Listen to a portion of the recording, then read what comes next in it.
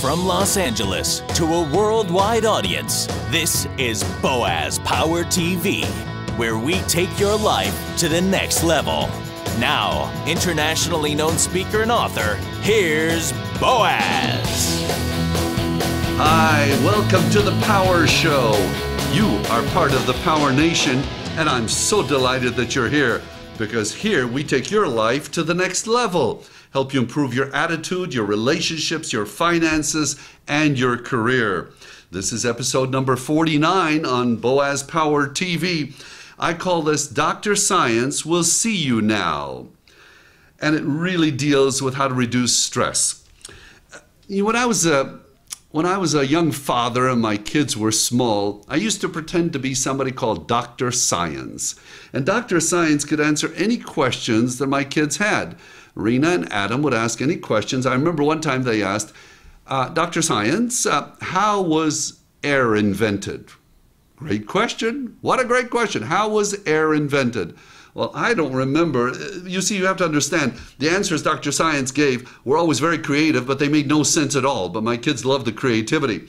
So when it came to how was air invented, I don't remember the logistics of how Dr. Science explained, but I remember the conclusion was that if air had not been invented, there would be no use for flags or kites. All right? So they bought that. They seemed to like the creativity.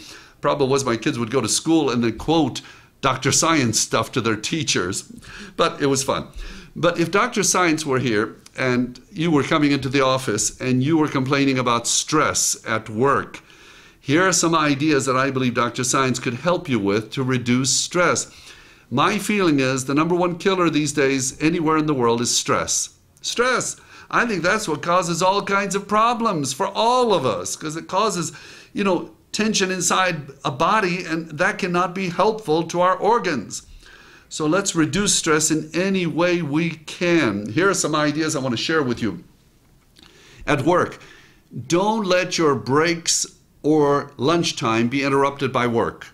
I know this seems so simple, but many people take phone calls, all kinds of things during their breaks, during their lunch hour, and that means their body is not getting a chance to relax and rejuvenate. Turn your phone or your pager off during breaks or lunchtime. Just don't let those things be interrupted. So that's number one. Number two, take a walk or do some stretching exercises. If you find a very stressful moment at work, go take a walk. 15 minutes, just go take a walk. It changes your atmosphere, changes your whole demeanor to physically get up from where you are, go take a walk and come back.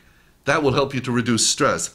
Number three, make friends with positive people at work. Boy, does this seem like it should be logical. Of course, but too often people hang around other people who all they want to do is just gossip and create rumors and spread negative stuff about other people.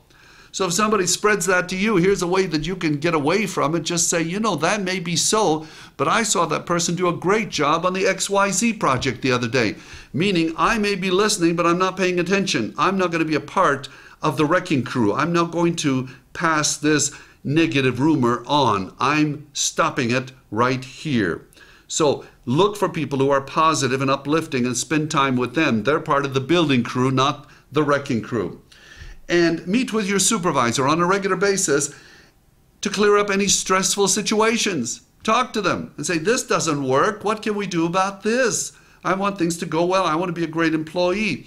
So meet with someone, because it can be very stressful to just hold things inside and not express it to somebody that might have some power to help you to improve the situation. Another point, to manage your time better, constantly ask yourself, what is the most valuable thing I should be doing right now? What is the most valuable thing I should be doing right now? And usually we will then tend to focus on something that's really valuable as opposed to doing something that isn't as valuable, and later we have more stress. So what is the most valuable thing I could be doing right now? And unless absolutely necessary, do not take business calls after hours. Do not. In most situations, it's not a life or death situation. Do not take business calls after hours. That also teaches you not to be as productive at work, because you can always take work home.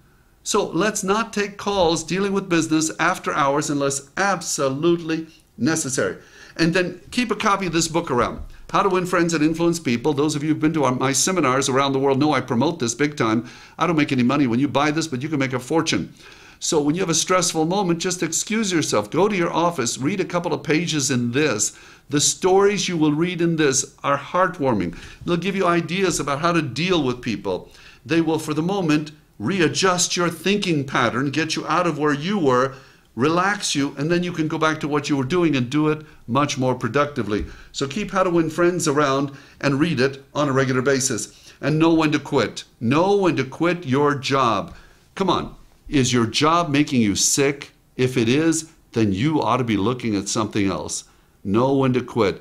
If you've got physical pains, if you've got indigestion, if you've got ulcers, those may be signs that you ought to be doing something else. And maybe this is the day to begin. Got it? So here are some ideas that will help you to reduce stress at work or at home.